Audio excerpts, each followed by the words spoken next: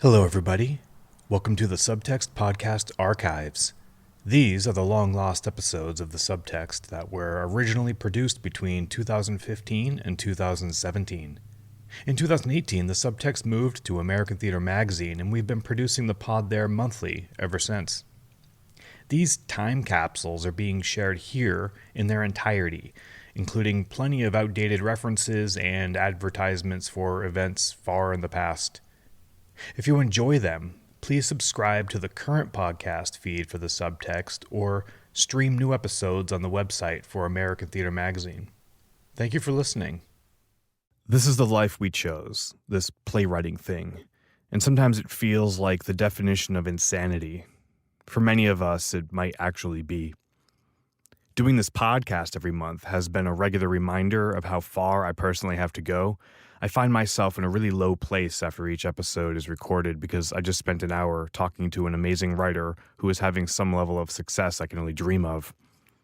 Last month, after I interviewed Corey Hinkle, I checked my email and had 2 rejections arrive at the same time. It felt like I got punched in the face and then kicked in the balls. I considered not doing this podcast anymore. Obviously, I decided to carry on because I'm sitting here right now, but I don't know. I don't know how much longer I can be confronted with my own, I don't know what to call it, defeat. I keep coming back to a decision I made for myself several years ago. I chose to find comfort in the creation and succumb to the possibility that I may die under a pile of unproduced plays. That might happen, hopefully many, many years from now. And I have to keep reminding myself of the joy I find in creation. And this podcast is part of that. There are some of you out there who find comfort in hearing these amazing writers come into the studio and tell their stories. And I want to keep that going. And I will. For now. I mean, I hope it never ends, but to be honest, it's possible I can hit a wall and not find the will to stand back up again. So, raise a glass to standing up and carrying on. That's what I'm doing today and tomorrow and next month. And I hope if you are out there battling your own struggles, you are able to do the same and stand up with me.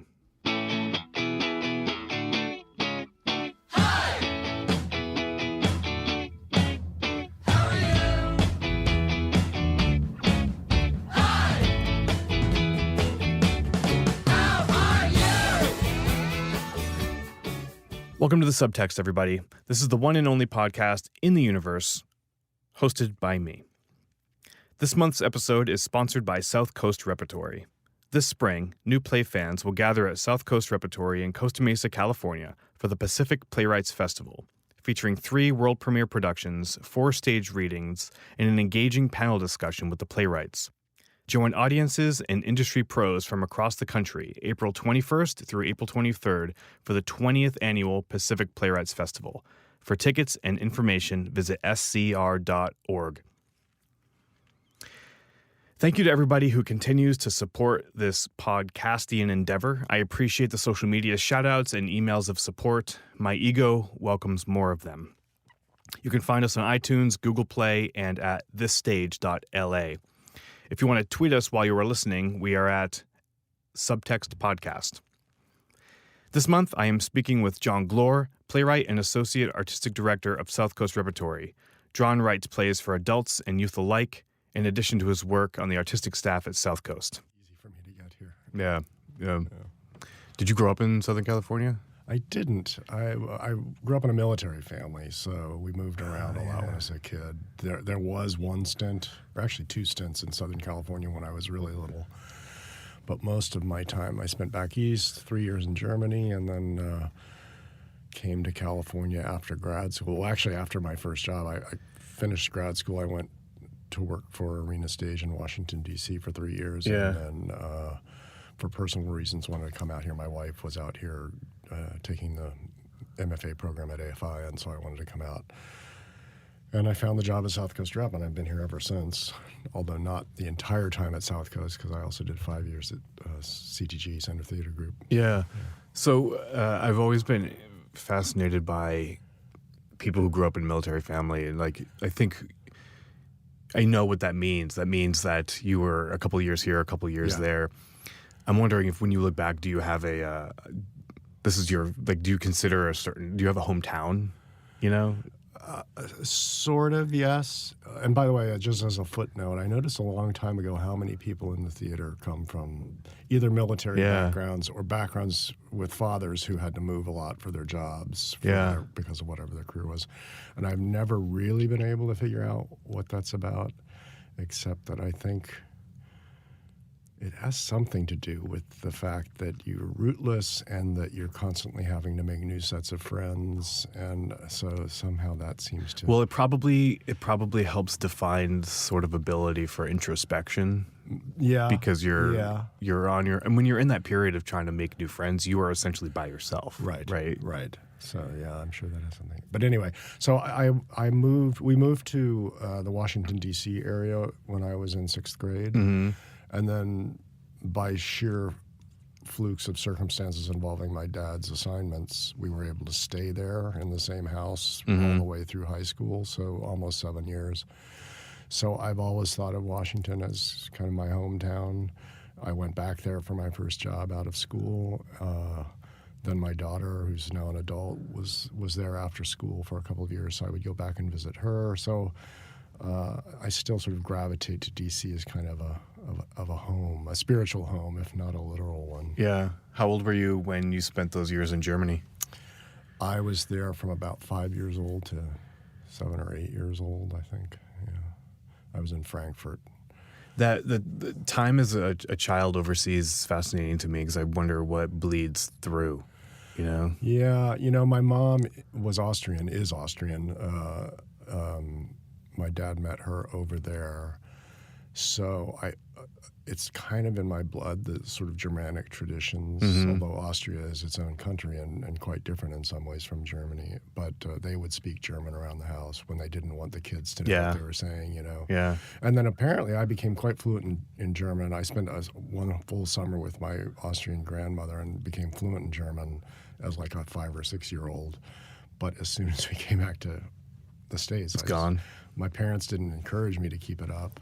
They wanted me to be American, My mom wanted to be American, so she didn't talk German that much, and yeah. So, but it is interesting that like I went back to Germany as an adult about 25 years ago, and the language came back to me pretty quickly, and people thought I was German. They would look at my face, and there was something about my face so Germans would come up to me and begin speaking in German until I said, I don't really understand what you're saying. I'm American, But there was some kind of muscle memory that... Yeah, apparently. It's interesting. That is interesting.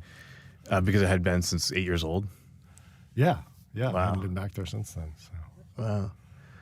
So at what point did the theater start to bleed into your life? Or writing? My parents were not theater goers. I can remember maybe 2 times during my childhood when my parents took me to see either a play or an opera or something like that. Mm-hmm. So it didn't come from home influences, but when I was it probably started in junior high school, but definitely in high school, I had some friends who were sort of into doing sort of homemade shows, not in the sort of official high school production mode, but just on the side. And so I started acting in those. And then my first serious girlfriend I saw for the first time when she was on stage in one of the shows. She was in Pajama Game. She played Gladys and sang Steam Heat, and man, that's all it took. It was magical. And so because of my interest in her, my interest in theater became more intense. And when I went off to college, I thought I was going to major in math and physics because those were the subjects I was best at, and I was interested in them. But I think even my first year of college, I took a theater class as just something fun to do. And after a year of college level math and physics, I knew that was not what I was destined to do. So I started hunting around for something else to do, and I continued to take theater classes and literature classes, and ended up doing my own homemade interdisciplinary major, theater and literature. Had you been writing at all at this point? You know, I've always written in one form or another. I had dabbled in playwriting in high school and then some more in college. I decided fairly quickly that I wasn't cut out to do it because I couldn't finish anything. And so I got sidetracked into a career in dramaturgy and literary management and didn't really come back seriously to playwriting until I'd been doing that kind of work for close to 10 years. Wow, I didn't know that about you. I'm wondering, and I'm psychoanalyzing, sort of. I'm wondering if there's like the unfinished business. Is that what brought you back? It wasn't consciously what brought me back. I think after being a literary manager and reading other people's plays in great numbers, hundreds of plays a year, most of which were not very good, and helping other writers work on their plays as a dramaturg, I began to get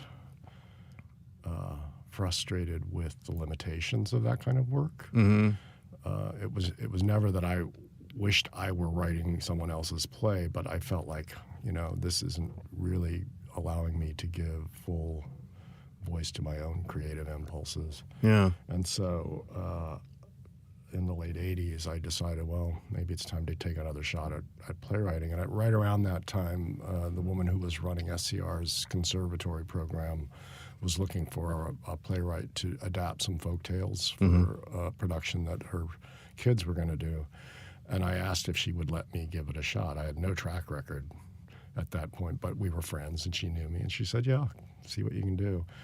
And I did it, and I've never looked back. I just caught the bug at that point. And I think the fact that I was adapting existing stories where I didn't have to make up from whole cloth the plot and the characters made it easier for me to finish a project. Also knowing that I had to make a commitment. Those kids needed to do their play that summer or fall, and I had to give them something to do.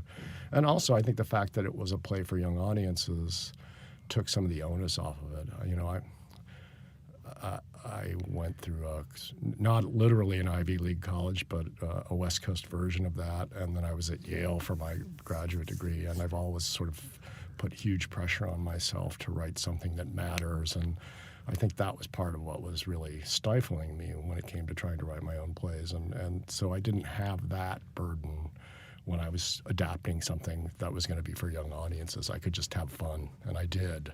And that's why I've kept doing it. Right, so you've been doing that essentially ever since. I've been doing specifically that, writing young audience plays, most of them adaptations. And I continue to enjoy that immensely. And it continues to be something I can do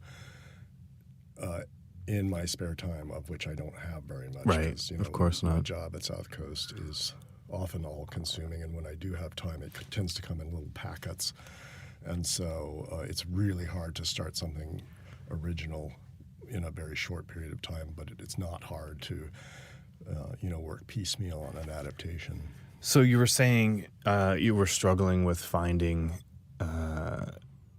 something meaningful in writing, in that you could just have fun when you were writing. Has that changed?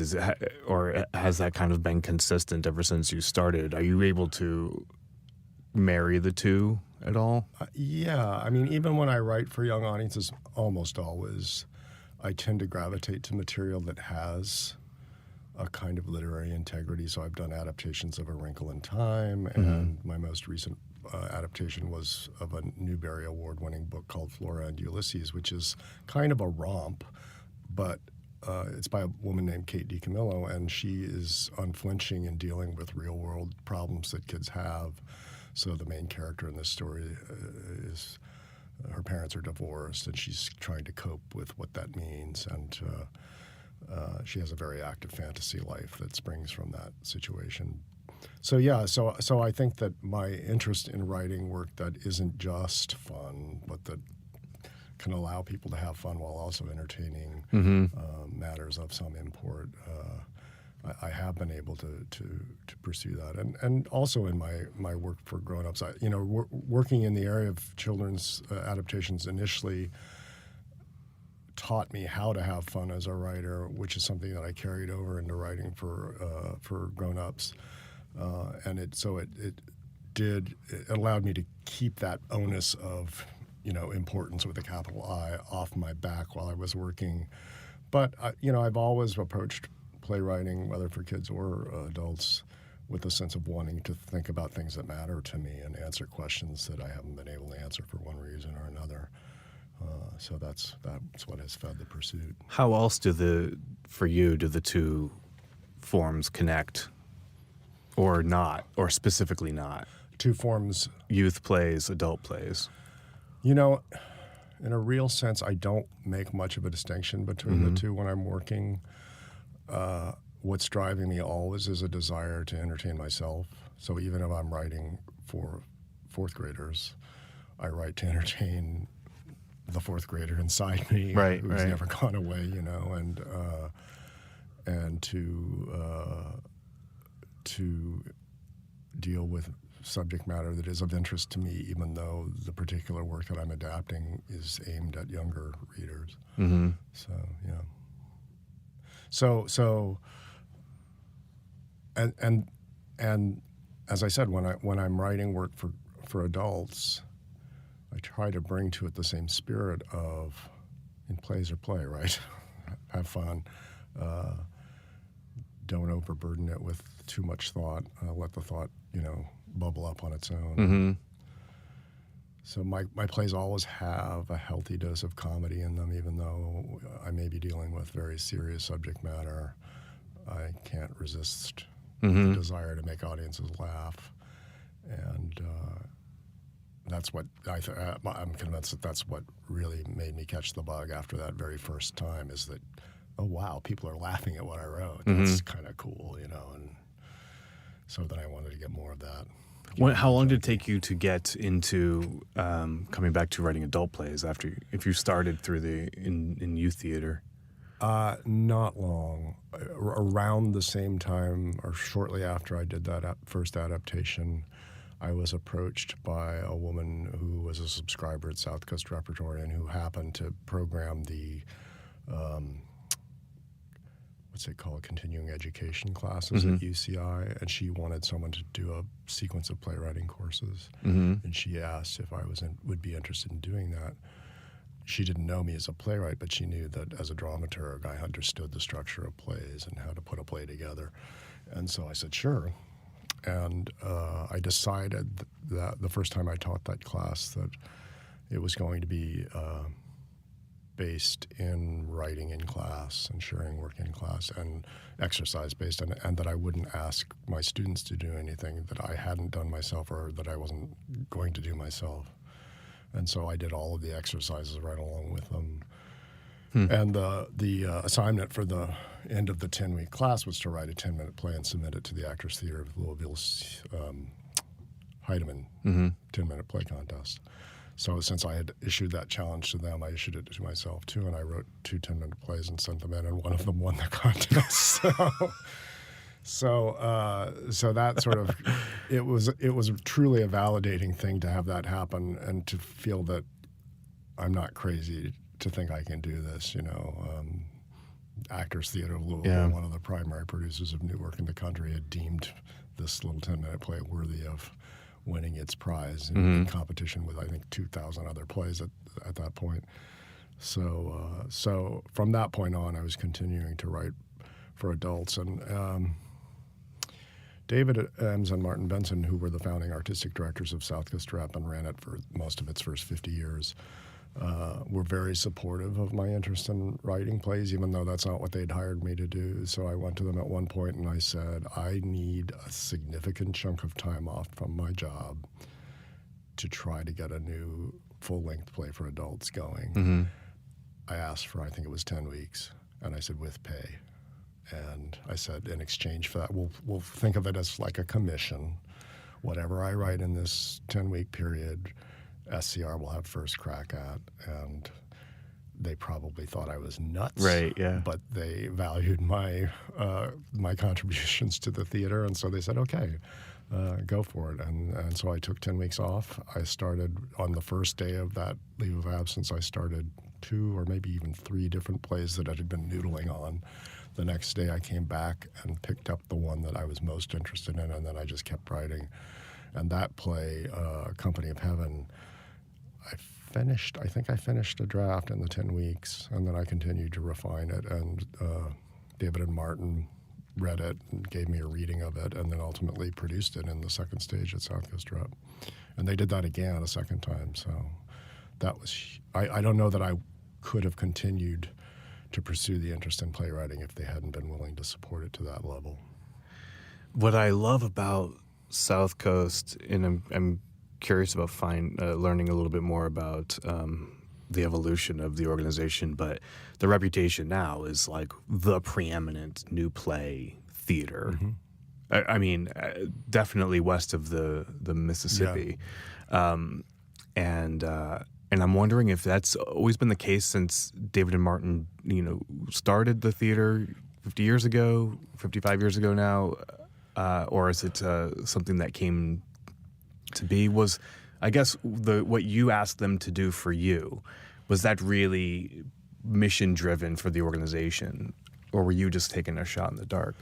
No, by the time I made that request, they were all in for doing new works, supporting playwrights, developing new plays. And honestly, that was an interest of theirs from day one when they founded the theater. But what not everyone knows about Southcoast is that for its first 12 years, it was a storefront theater. It was tiny, tiny budget, and there was more than one occasion where they thought they were done, that they couldn't do the next show because the cigar box of petty cash was empty. But even in those days, they were periodically producing new work. It was usually new plays by friends of theirs because they had no access to, work by more prominent writers. But the reason that they hired me in the first place, they brought me in 1984 as the associate literary manager, working alongside Jerry Patch, who was the literary manager at the time. And they had made the conscious decision about a year before that they were going to commit far greater resources to their interest in new plays so that they could become a player in the national scene.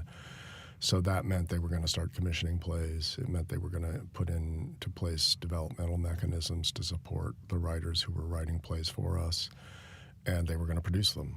And the year before I got there, they did an entire season of world premieres in the second stage. So by the time I got on the scene, I didn't have to convince anybody to do new plays. The spirit was there. The spirit was there. The hunger was there, really. And by doing the commissioning work, they were literally putting their money where their mouths were and convincing writers of some note, younger writers of some note, that they meant what they said and that they were willing to back up what they said by, paying writers up front to write plays for Southcoast. And that enabled them to begin producing work by people like Richard Greenberg and Craig Lucas, who had already begun to make their marks in the American theater, but were not superstars yet. And so Southcoast was able to, in a sense, ride on the backs of those writers, Donald and Richard, and later, a little bit later, Amy Freed and a few others. And they have never looked back, and it made it that much easier when I began to think, okay, I want to try my hand at this. It certainly made it easier for me to get them behind me because they were interested in the idea of new plays, and they were committed to me as a valued employee and wanted to support me. That seems to be something that would be a massive challenge to balance your work as an artistic administrator or dramaturg or literary manager with being also an artist. It's really hard. Simultaneously. It's really hard. And you're one of the few people that has been able to do this for a very, very long time. I work in marketing, essentially, and I'm also a playwright. And because I work at a tiny institution, tiny organization, I have little tastes of involvement across the organization, but really I have no connection whatsoever to the artistic department. And I can see how it for me, over the years, I've been there I've been involved in the organization since 2007. How if I was wired differently, it would be incredibly disheartening, right? Because you're like, why not me? Like you could have that why not me if you aren't connecting Yes. to the complexity of the sausage making process, you know? So my first few years was a difficult balance figuring out, because I'm also a lot like you, I guess. Back when you first started, you came in for a specific purpose, but you were also developing your writing side while you were working in your job. And I was formulating the same thing for myself. I was becoming a writer as I was learning how to do my job for the organization. And these two things sort of like developed in parallel with each other. And over the years, I have now had many conversations with people who have worked in theaters or been closely associated with theaters, and have struggled with that kind of relationship between their work side and their artistic side. Yeah, definitely.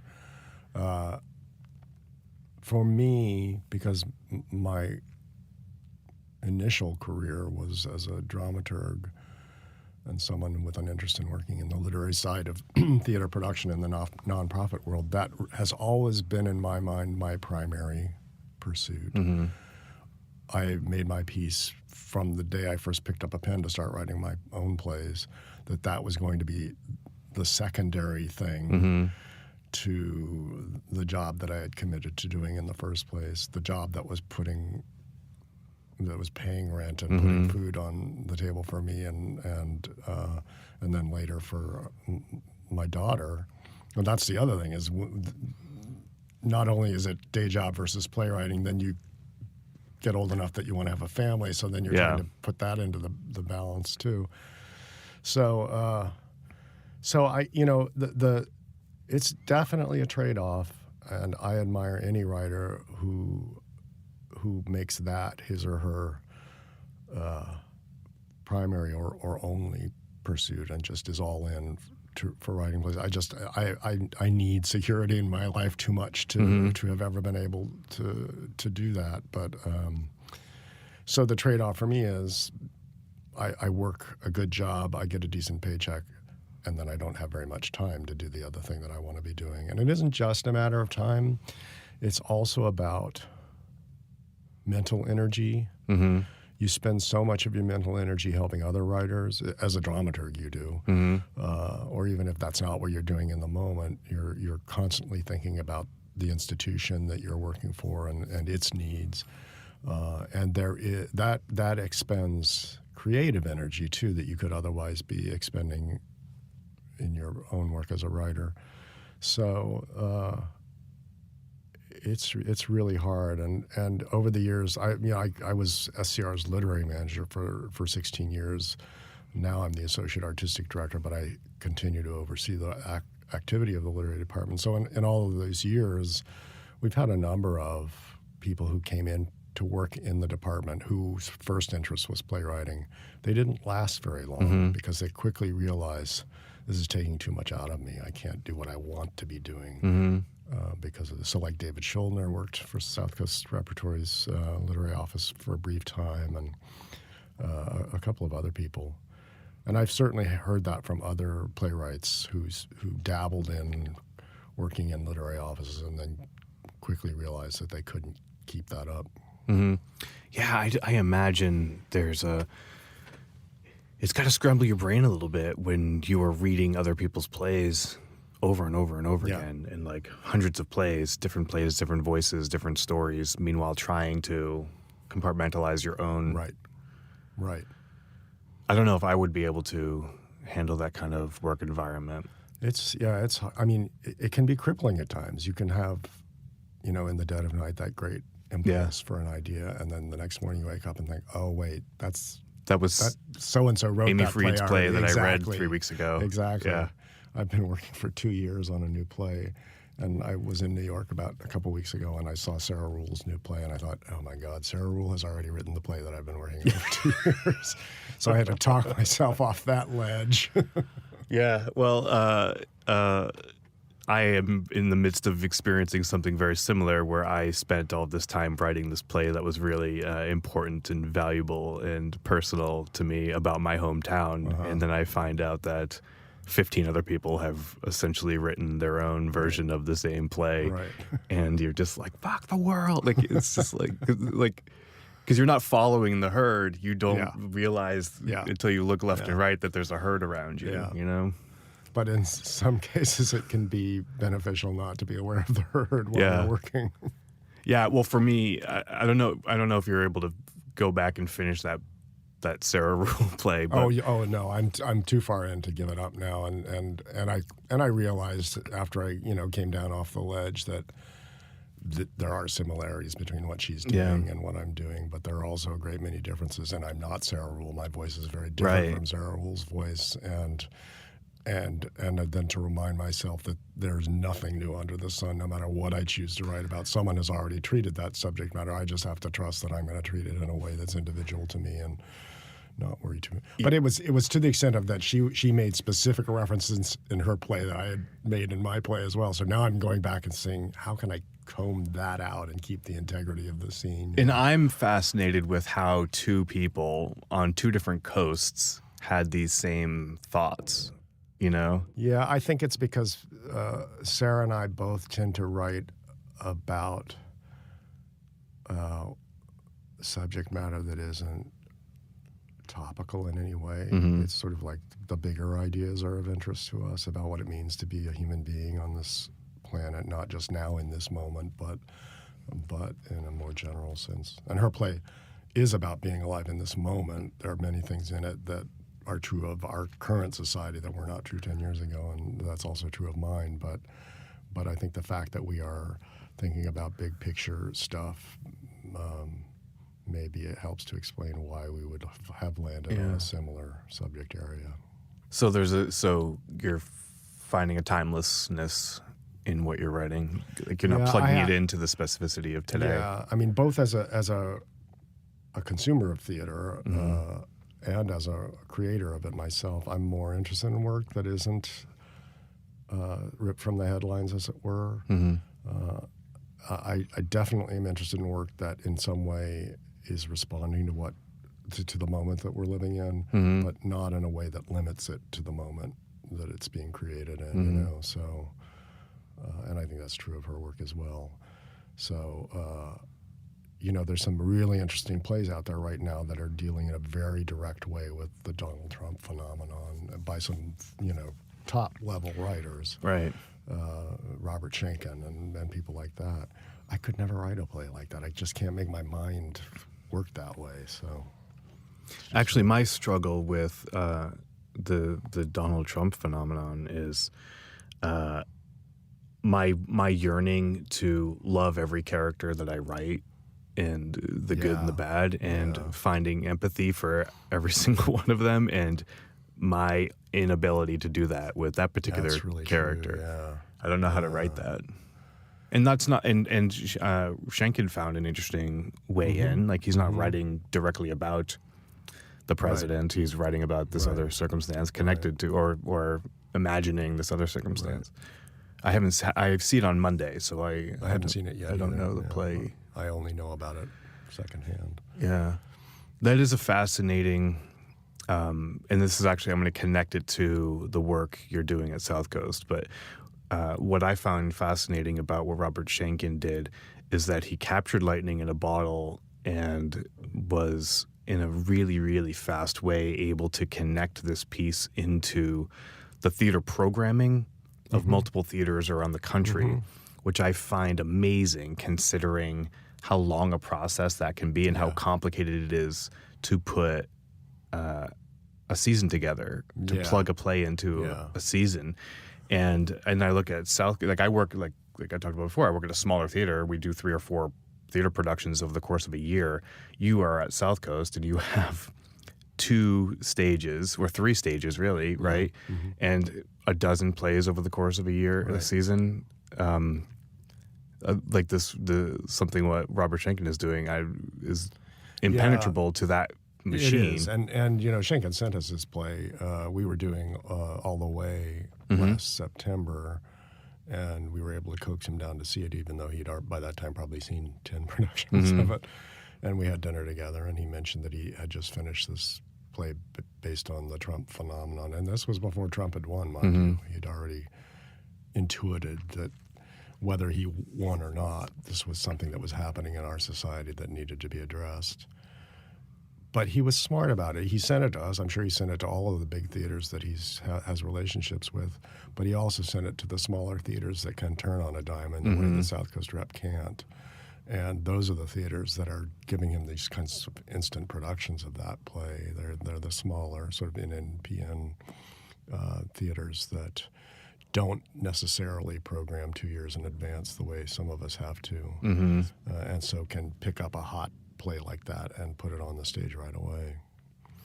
I've had the luxury of being able to talk to a lot of people who program theater, or literary managers, artistic directors, and that sort of thing, and it has helped me in my struggles as a writer trying to emerge. Having a context of how our industry works has really helped me. I would say that most people don't have that kind of luxury where they're able to tap into administrators and programmers and whatnot. So, and I also know it's a real complicated mess to talk about programming and like I mentioned before, the sausage making process. But I think a lot of people who listen to this would be fascinated to hear what you're able to share of sort of like the process of the way, and I guess your part in it, how a play goes from the moment it lands on your desk to the stage or to the festival. Well, for us, it often starts even sooner than that because we're commissioning 10 to 12 plays a year. So we're talking to a writer before the first word has been written. Usually the writer gives us some idea of what he or she's going to try to deal with in a play that they're writing for us. And we give feedback as often as it's wanted. We don't force it on a writer while the process is underway, but we offer it when wanted. And so that's a slightly different situation from someone sitting in a literary office where you're waiting for a script to arrive from an agent or a writer, and then you make a determination of whether or not that play might be right for your theater. We are grooming the plays from inception. And we also produce new plays that we didn't commission, but I would say more often than not, when we do a new play, it's something that we've been involved in from its earliest stages. And then we have a lot of different ways we can support a writer in the development of that play once a draft is done. So whether it's a one-day table reading or a 2-week workshop, we have a couple different ways we can put it up on its feet in front of a general audience to find out how it's playing. The Pacific Playwrights Festival being one of those, our New Scripts Monday Night Playwriting Series being the other. And quite often, and this has become particularly true since Mark Masterson became artistic director, a play has many developmental steps on its way to an ultimate production. So there's that path. There's the path that we have a play that just opened last night, Michael Mitnick's The Seagull, which came to us as a finished draft. We had no relationship with Michael prior to that. We read the play. We were really interested in it. It's very funny, and it's a sort of very atypical romantic comedy, very much of our time. Right. And we did give that play a New Scripts reading, but we, I think, committed to producing it even before the reading. We were confident enough that it would work for our audiences, and it's in our big theater, which is the theater that doesn't as often present new work, but it's in the Segerstrom stage. So that's another way it can happen. And then the rest of the season sort of gets built around the new plays that have fallen into place. We don't do as many classics as we used to when David and Martin were running the theater. When we do a classic now, it's because either Mark feels that a particular classic speaks particularly eloquently to the time we're in at the moment, or it's because a valued collaborator has come to him and said, I really want to do this now. Well, yeah, I mean, I think the two...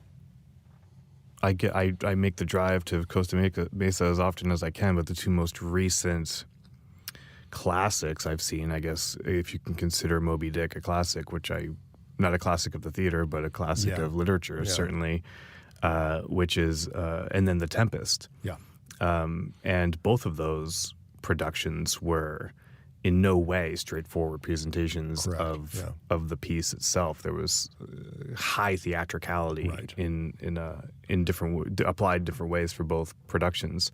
And they both happened because of relationships. In the case of The Tempest, which was a couple of years ago, Aaron Posner was the director and the driving force behind that production. And he and Mark go way back to shared days in Pittsburgh. And Mark was talking to Aaron, what are you working on?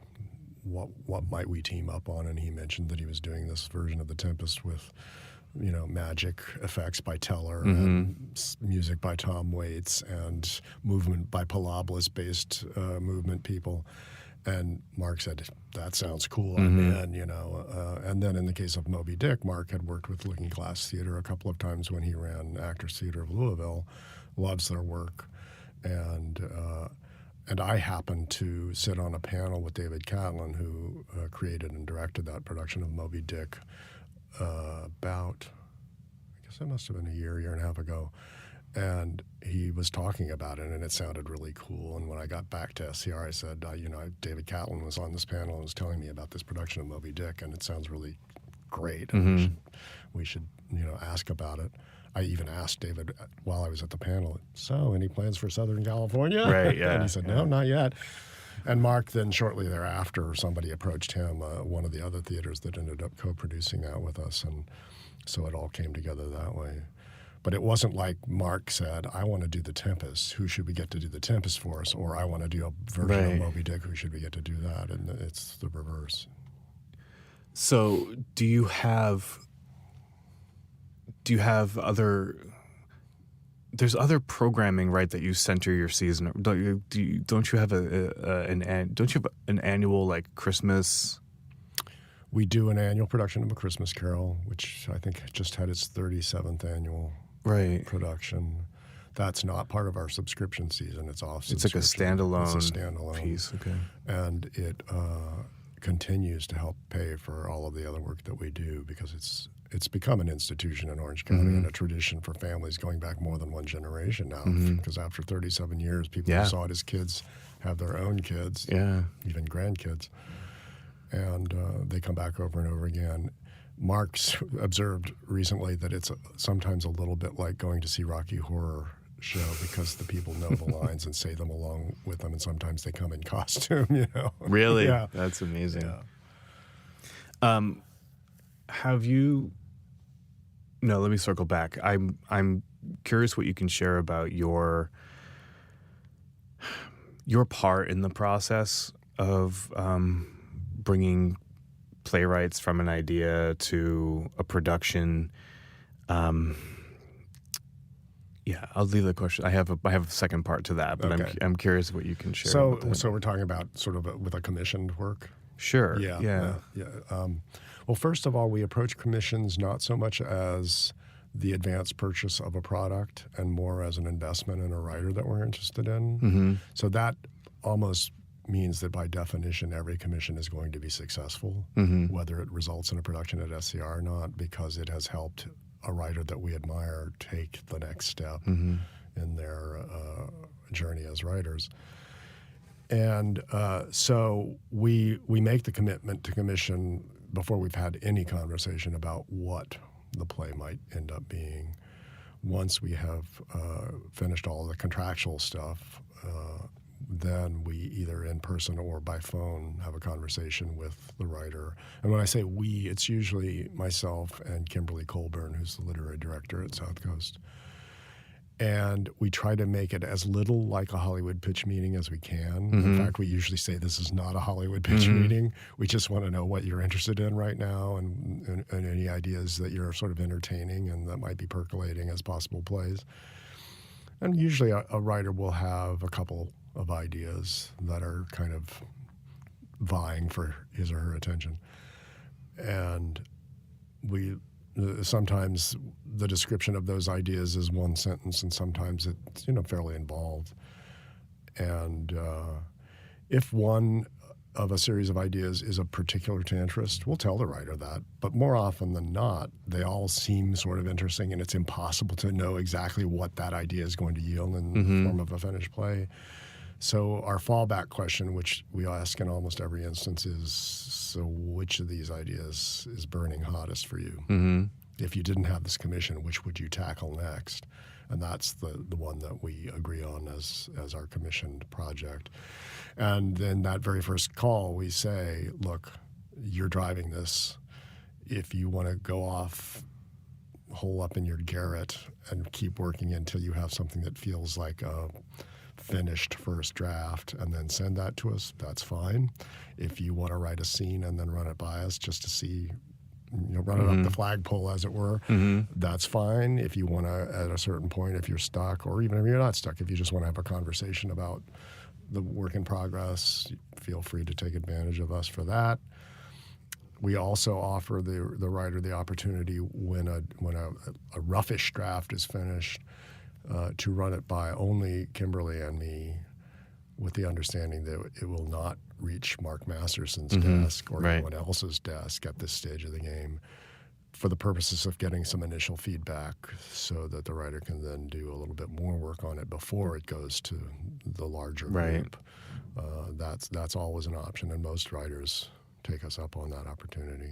It's interesting how the question that you ask of the playwrights, what is the one that's burning most, connects back to when you created your own commission, essentially, and you had the multiple ideas and you leaned into the one, you were like, well, this one's burning the most, so I'm going to follow that. Yeah, I think there's a lot to be said to follow the passion, because I talked to a lot of playwrights who actually have struggled when they've been given commissions that are specific in nature, that they are essentially assigned. Write this thing, and here's some money, and it's great. Like, every playwright is like dying to be given a little bit of money for their work, but when you aren't following your own passion, when you're following somebody else's directive, it can be tough to get up in the morning and get to work. Yeah. On the other hand, there are some writers who really, really, really, really want us to pick one. Oh yeah, because they don't feel a strong pull towards one or the other, and so they want someone to sort of help them land on an idea. And I find that hard to do when a writer is really begging me to say idea A or idea B. Because then in a lot of ways it's like you are even more intimately sharing in the success or not of whatever happens with that piece. And in a way, intruding into the creative process at the earliest stage of it, when we try not to intrude into the creative process at any stage of it, except to the extent that we're invited to offer our responses to the work. Yeah. So you've been doing this for a really long time, and I'm wondering if you're able to see through periods of time trends, and if like trends in playwriting, like what playwrights are tending to write with regards to content or style, and if there's a particular trend we might be experiencing currently. Yeah, I get asked that question periodically, and it's one of the hardest questions for me to answer, because I mean, there are the trends that have always been there in American playwriting. The trend to write about domestic life and family and the problems of family and the joys of family. Those trends have always been there. They will always be there in one way or another, I think. It's just so deeply ingrained in our culture. But whether there are more specific trends that are more specific and more specific to the moment we're in, I always have a hard time pointing those out. And particularly now that I no longer have to read as many of the plays that come to us as I used to. When I was the literary manager, I was reading hundreds of plays a year. Now I probably read maybe 50 a year. So I'm not as globally aware of what's happening out there as the rest of the literary staff is. But, certainly it feels as though a great many writers are, in one way or another, responding to the political situation that we're in at the moment, whether it's the way Schenken did with his very topical Trump play, or the way that, for instance, Rachel Bonds, who's a writer that I admire a great deal, has a play that we're going to be producing next season to open our Arduous stage called Curve of Departure. And it never makes any specific references to the moment we're in, and yet it is so much about the moment we're in terms of what the characters are dealing with and the specific problems of their lives and how they're coping with them. Something I've noticed, which will be interesting to see if the moment we're living in now disrupts the American tradition of writing about family and relationships, because that's like you mentioned, that is essentially the American drama, the American play. And there's always been political plays, but they are essentially the exception to the rule, but they pop up here and there. It's not an idea that I really locked into until I went to start to experience European theater.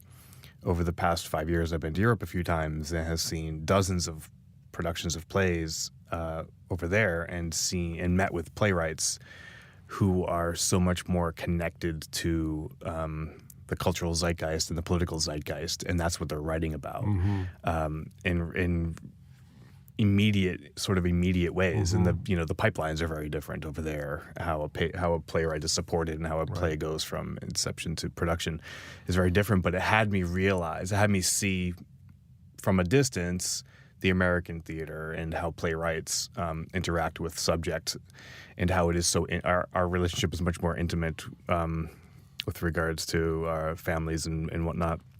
And I'm really wondering if this moment we're in, because it is unlike anything we've ever experienced, is going to change the paradigm a little bit. I look back at 9/11 was like one of the moments that happened to us on our soil, and it was like very disruptive to the psyche of the world, and but in a way it was a moment that happened, and we healed over time from there. And I don't think it impacted the artistic world as much as you'd think.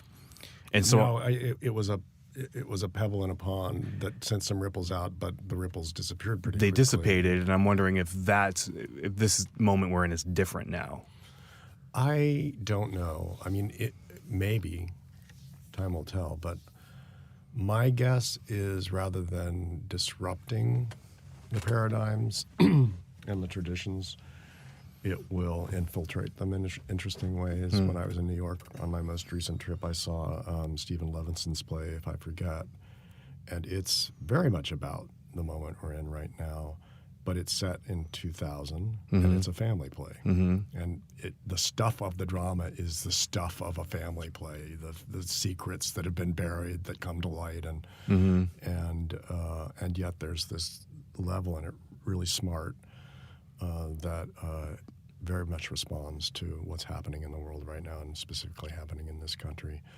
So my guess is we'll keep writing the plays we would have written anyway. We'll just absorb this other thing into them because we have to deal with what's going on right now. Yeah. And it's going to be, as I say, time will tell, because not everybody is writing like Schenken and just cranking it out, and it's out there in the world now for us to witness. But we're going to see the result, because oftentimes the playwright does take a year, or a year and a half, 2 years to get the play out. So what are we going to be seeing in the next year and a half or so? Interestingly, we just did a reading in our new script series of a play by a young writer. She's still in grad school, Alex. I've completely spaced on her last name. Forgive me, Alex, if you're listening. And it's set during World War II, and the main characters are two Jewish couples, American Jewish couples. And the first 20 minutes of it, they're talking about Thornton Wilder's Our Town, which one of them has just seen. And you think, what is this? And then it's revealed in a very subtle way that one of the couples has managed to secure 50 visas to go to Germany and bring 50 Jewish children back to the United States to save them from what's happening in Germany. And it becomes a kind of a Sophie's Choice dilemma that they're in, because they have to pick the 50 and reject hundreds of others they might have taken. And they also have to convince worried parents over there that they should let their kids come over here. And then the other dilemma is that the other couple, they need the other couple to agree to take the 50th child. They have 49, they need one more couple. And this couple has a very unsettled domestic life. The husband is kind of abusive. So they have the dilemma of, is it worth saving a child only to put the child into a potentially very disruptive domestic situation? Where's the child better off? So lots of interesting stuff there. But it's about refugees and immigration, and it's about what we're dealing with right now as a country, and about the humane way to deal with refugee crises versus the sort of self-serving isolationist way, and both of those points of view are represented in the play. And she wrote the play well before the election. Right. Well, refugees didn't suddenly become important, right? Right.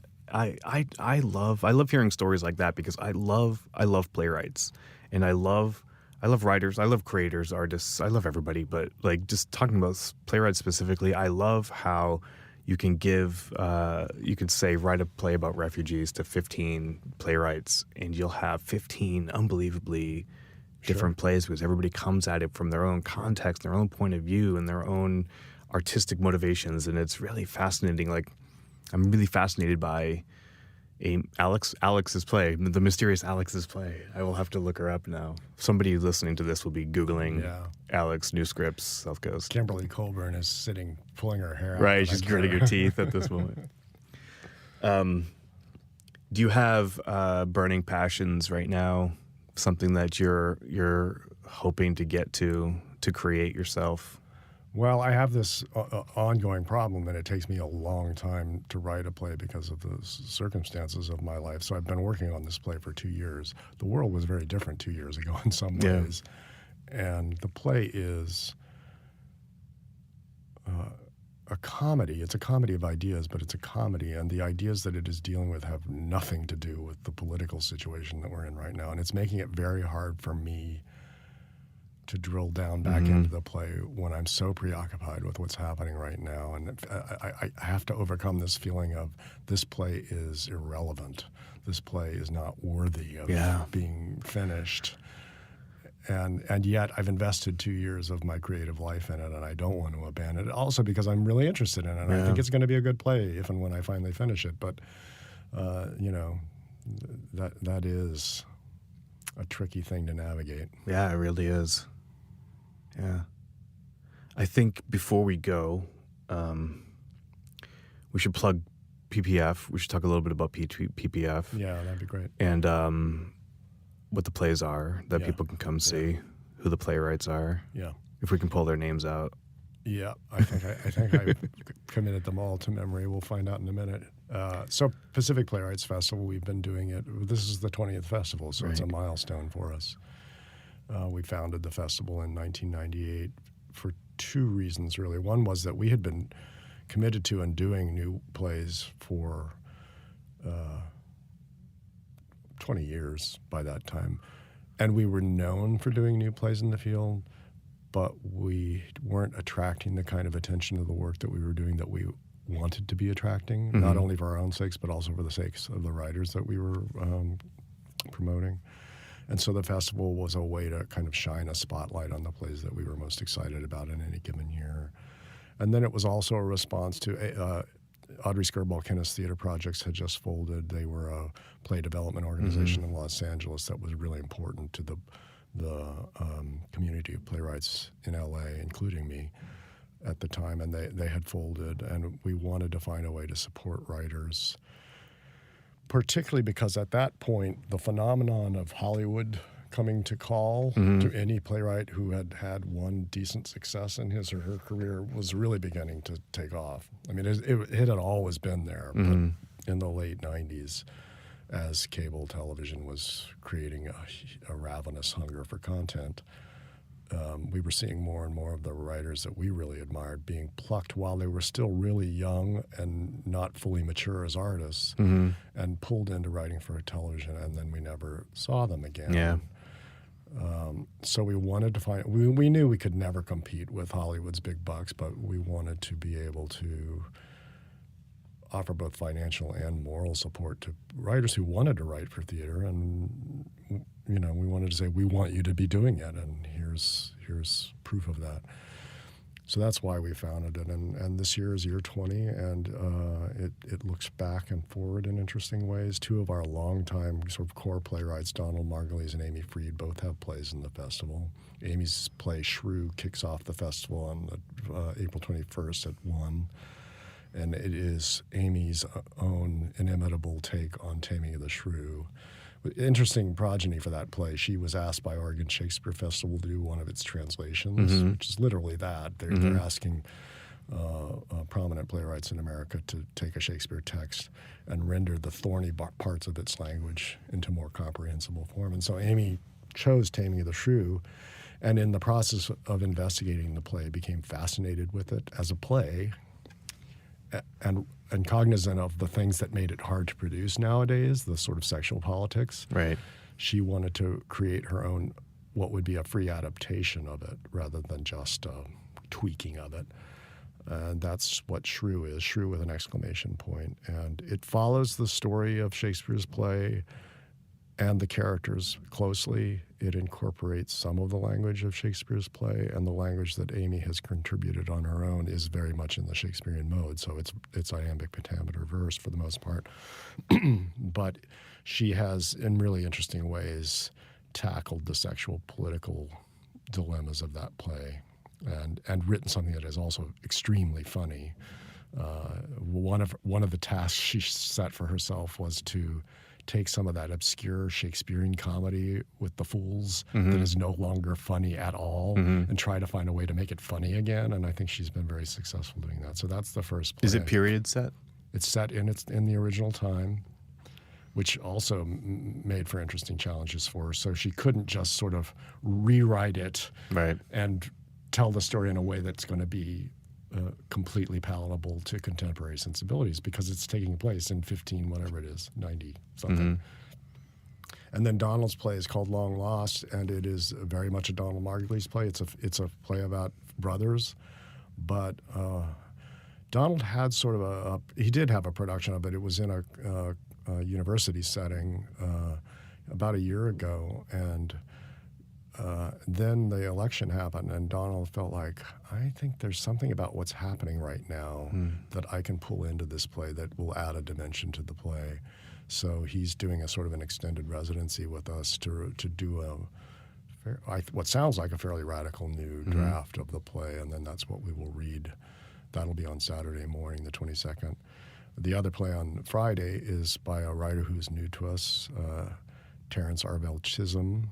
The play is called Anacostia Street Lions. Do you know his work? I know Terrence. I think he's fantastic, and I'm so excited that he's part of the festival. Too. Yeah, he's amazing. And this play is it takes place in the future. It takes place in Anacostia, which is a section of Washington D.C. that historically is a heavily African American part of D.C. Well, D.C. as a whole is heavily African American. Right. Anacostia is the sort of impoverished section, and I think it's sparked by a real thing, which is that there is a huge feral cat population living in D.C. I read an article about this just this week in Washington Post, and there are programs underway to sterilize the feral cats so that they don't continue to reproduce.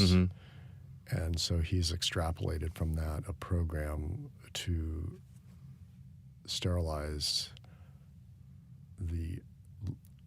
I don't know how to describe it, the inadequate members of the African American population in D.C., and only allow the high-achieving members of that population to continue to procreate. So it's subversive, it's very funny, and it's very theatrical and imaginative, as I said. So that's this Friday afternoon reading. Then the other reading is on Sunday morning. We have a program called Crossroads. I don't know if I have time to talk about it at all, but it yielded Quy Nguyen's Viet Gone, which has kind of become a phenomenon in the American theater. It's been produced all over the country after its SCR production. It yielded a play called Orange that we just produced. It yielded a play called Yoga Play, which we are producing as part of the festival as well. And it yielded a play with music by Lauren Yee called Cambodian Rock Band. The Crossroads commissioning program is unusual in that it involves the writers are all diverse writers, and it involves bringing them to Orange County and immersing them for a fairly brief but intensive residency in the county so that they can cross paths with some of the people and cultural phenomenon that are going on in Orange County. A lot of people are not aware of just how diverse the county is, both culturally and both racially, and culturally in the sense of the various sort of subcultures that you find in Orange County. And so Lauren came interested in a historical thing of in Cambodia before the Khmer Rouge took over. There was a thriving rock music scene. Really? And the music was both of the tradition of Cambodian music, but also very much informed by American pop rock music of the time. And all of that was completely suppressed when the Khmer Rouge took over the country. So she's writing about that. She, as part of her residency, met with a local band called Dengue Fever. They're Long Beach based. And their music is informed by the Cambodian pop rock sound, with other influences as well. Their lead singer is a woman who sings in the Cambodian language. And meeting with them sort of fed her writing this play with music that now has music by Dengue Fever as part of it. And on Sunday morning, to close out the festival, we're doing a full-on concert reading of Cambodian rock band in which the actors themselves are going to play this rock music. We've done a couple of workshops where members of Dengue Fever helped them learn it. Yeah. And now they're going to do it. So I think that's going to be a wild and fun way to finish the festival. Oh, that's fantastic. And Yoga Play is getting a and production? then there are these 3 productions. The Seagull that I mentioned is in the big theater. Right. Lucas Nath's play Doll's House Part 2 is in the Ardra stage. That opens in a couple of weeks. And then Yoga Play is in our little Nicholas studio space. Deepika Gua is the playwright. Right. And that's a production, not a reading. It is a full production, modest because it's in a very tiny space, Right. and there's only certain things that you can do scenically in a space like that. But it is a full production. It started rehearsal this week, and it's a very funny play about yoga, but that also deals with yoga, the spiritual side of yoga ultimately, and the spiritual value of yoga, but set in a yoga apparel company like Lululemon's, that is in a state of crisis because of something the CEO said. So they concoct this plan to resurrect their image, and in the process, a couple of the characters go on these sort of journeys of self-discovery that are really interesting. Awesome. So the dates are April 21, 22, 23. The festival itself, the weekend during which local people and people from all over the country can see all 7 plays in 3 days, is April 21st through the 23rd, beginning at 1 p.m. on the 21st, finishing on the morning of the 23rd. So you can see 7 plays in the span of 48 hours, which is kind of intense and fun. Yeah, that is intense. Yeah. And it will be fun, and I'll be there. Good. I'll look for you. Well, thanks for coming in and doing this. Happy to do it. It was great talking to you. Likewise. Thank you to John Glore for coming into the studio today. If you find yourself in Southern California, April 21st to 23rd, I highly recommend you make your way to Costa Mesa to be part of the Pacific Playwrights Festival. It's an awesome gathering of theater people from all over the country. You will meet people you will admire forever and see some fantastic new plays. I guarantee it. All right, that's all for this month. Thank you, Danny Oliver and LA Stage Alliance for running the show. Thank you, David at JTB Studio for recording us. Thank you, Southcoast Rep, for your sponsorship. And thank you for listening. Next month, Richard Simmons comes out of hiding to tell us what he's been up to.